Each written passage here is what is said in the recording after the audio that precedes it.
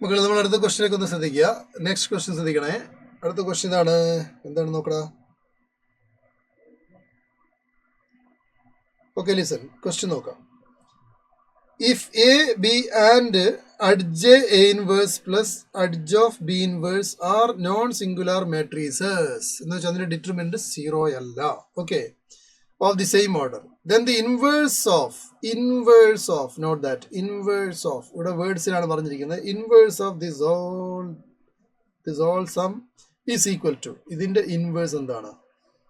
ഈ ക്വസ്റ്റിന്റെ നിലവാരം പറയുകയാണെങ്കിൽ നിങ്ങൾക്ക് അറിയാലോ, ഇത് മെട്രിക്സ് ആൻഡ് ഡിറ്റർമിനൻസ് എന്നുള്ള ചാപ്റ്ററിൽ നിന്നാണ് വന്നത്, നിങ്ങൾക്ക് ഉറപ്പാണ്, അതിൽ സംശയമില്ല. പക്ഷേ ഇതിന്റെ നിലവാരം പറയുകയാണെങ്കിൽ ഇതൊരു average type question, not so difficulty. ഇത് ആവറേജ് ആണ്, വളരെ സിമ്പിൾ ആയിട്ടുള്ള ക്വസ്റ്റ്യൻ. പക്ഷെ ശ്രദ്ധിച്ച് ഡീൽ ചെയ്യണം. ക്വസ്റ്റ്യൻ എളുപ്പമാണെന്ന് പറഞ്ഞാൽ അർത്ഥം പെട്ടെന്ന് വെറുതെ അങ്ങ് ചെയ്താൽ ആൻസർ കിട്ടുന്നല്ല. ശ്രദ്ധിച്ച് ചെയ്തില്ലെങ്കിൽ നമുക്ക് ഫോർവേഡ് ചെയ്യാൻ പറ്റാത്ത അവസ്ഥ വരും. ബേസിക് ആയിട്ടുള്ള ഫോർമുലകൾ കാര്യങ്ങൾ അറിഞ്ഞിരിക്കണം എന്നുള്ളതാണ് നമ്മളോട് ചോദിച്ചിരിക്കുന്നത്. നോക്കടാ, ഇത് വെരി സിമ്പിൾ ആയിട്ട് പറയാൻ പറ്റും ഇങ്ങനെ. നോക്ക്, A into adjoint of A inverse plus adjoint of B inverse. ഇതിനെ മൊത്തത്തിൽ മൾട്ടിപ്ലൈ ചെയ്തുകൊണ്ട് A into adjoint of A inverse plus adjoint of B inverse into B അല്ലേ? യെസ്, ഇത് മൊത്തത്തിലൊരു ബ്രാക്കറ്റ് ആണ്. യെസ്, ഇത് മൊത്തത്തിലൊരു ബ്രാക്കറ്റ് ആണ്. ഇവിടെ ഒരു ബി ഉണ്ട്. നിങ്ങൾ ശ്രദ്ധിക്കേണ്ടത്, ഇവനൊരു ബ്രാക്കറ്റിലാണ്, ഇപ്പം എഴുതിയിരിക്കുന്ന ഒരു ബ്രാക്കറ്റിലാണ്, പിന്നെ അപ്പുറം ഇപ്പുറം എയും ബി ഉണ്ട്. ഓക്കെ, ഇതിൻ്റെ ഇൻവേഴ്സ് ആണ് നമ്മളോട് ചോദിച്ചിരിക്കുന്നത്. ഇതിൻ്റെ ഇൻവേഴ്സ് ആണ് നമ്മളോട് ചോദിച്ചിരിക്കുന്നത്.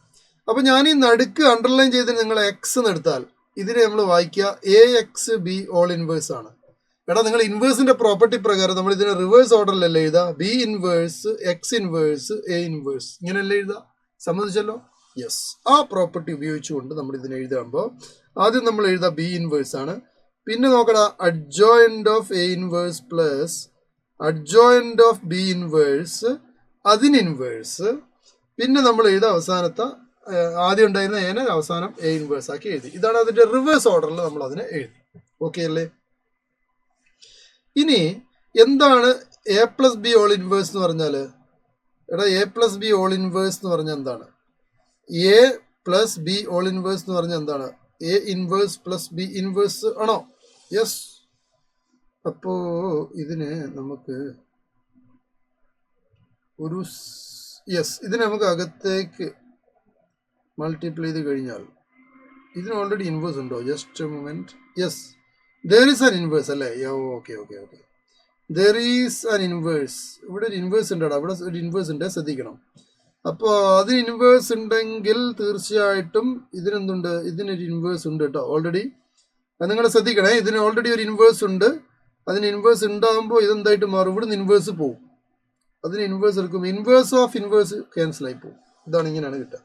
അപ്പൊ ഇതിന് നമുക്ക് B inverse adjoint of A inverse എന്ന് എഴുതാം, പ്ലസ് ഓക്കെ എ ഇൻവേഴ്സ് എന്ന് എഴുതി പ്ലസ്. അതായത് ഇത് ഈ കാര്യം ശ്രദ്ധിക്കുക, ഞാൻ ഈ ബിനകത്തേക്ക് മൾട്ടിപ്ലൈ ആണ്, എന് ഇങ്ങോട്ടും മൾട്ടിപ്ലൈ ആണ്.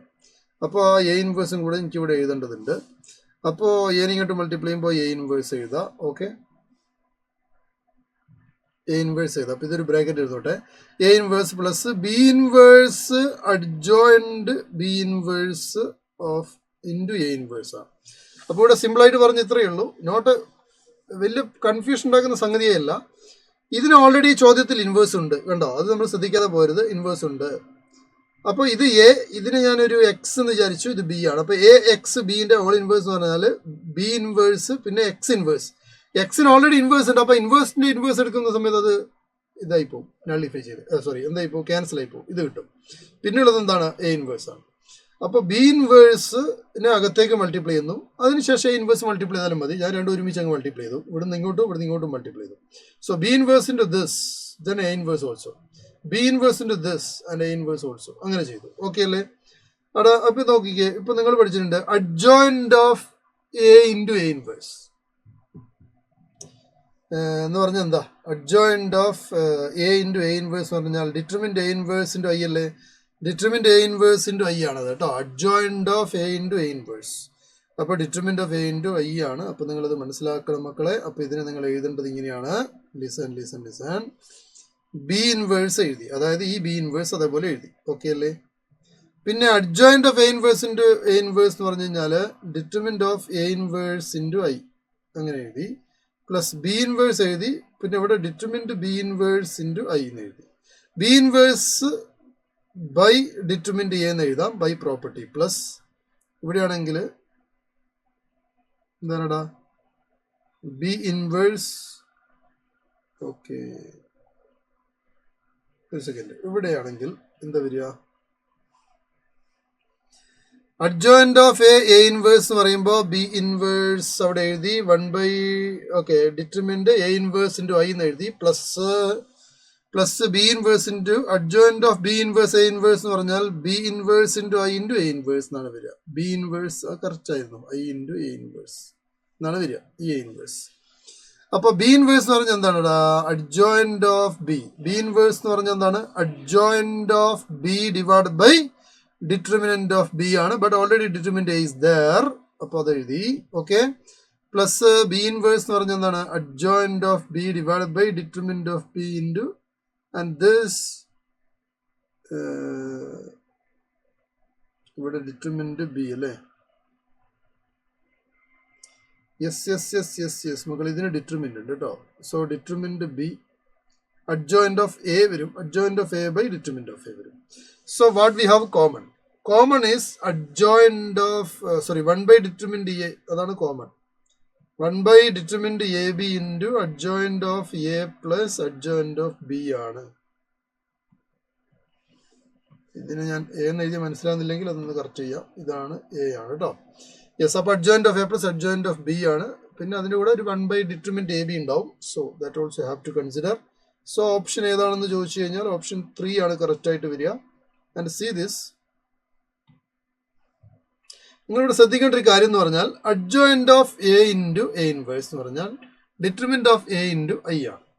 ഇനി അഡ്ജോയിന്റ് ഓഫ് എ ഇൻവേഴ്സ് ആണെങ്കിൽ determinant of A inverse into I ആണ്. അതാണ് ഇവിടെ എഴുതേണ്ടത്. ഇവിടെ determinant of B inverse into I ആണ് എഴുതേണ്ടത്. അത് ഈ ഒരു കേസിൽ കേട്ടോ, determinant of B inverse into I ആണ്. ഓക്കെ, പിന്നെ ബി ഇൻവേഴ്സ് ഞാൻ അതേപോലെ തന്നെ എഴുതിയിട്ടുണ്ട് അവിടെ. യെസ്, കാര്യങ്ങൾ ഓർക്കാം, കേട്ടല്ലോ. അപ്പോൾ ഇത് വളരെ എളുപ്പത്തിൽ ചെയ്യാവുന്ന ഒരു ക്വസ്റ്റ്യൻ ആയിരുന്നു. അത് വലിയ ഡിഫിക്കൽട്ട്, കാരണം ഒരു 2-3 ലൈനിൽ ഇത് തീരും സംഭവം. പക്ഷെ എന്താണ്, ഇതിന്റെ ചില പ്രോപ്പർട്ടീസ്, അതിന്റെ അറേഞ്ച്മെന്റ് കാര്യങ്ങളൊക്കെ ഒന്ന് അറിഞ്ഞിരുന്നാൽ എളുപ്പമായിട്ട് നമുക്ക് ഇതിനെ കൺസിഡർ ചെയ്യാം. ഓക്കെ.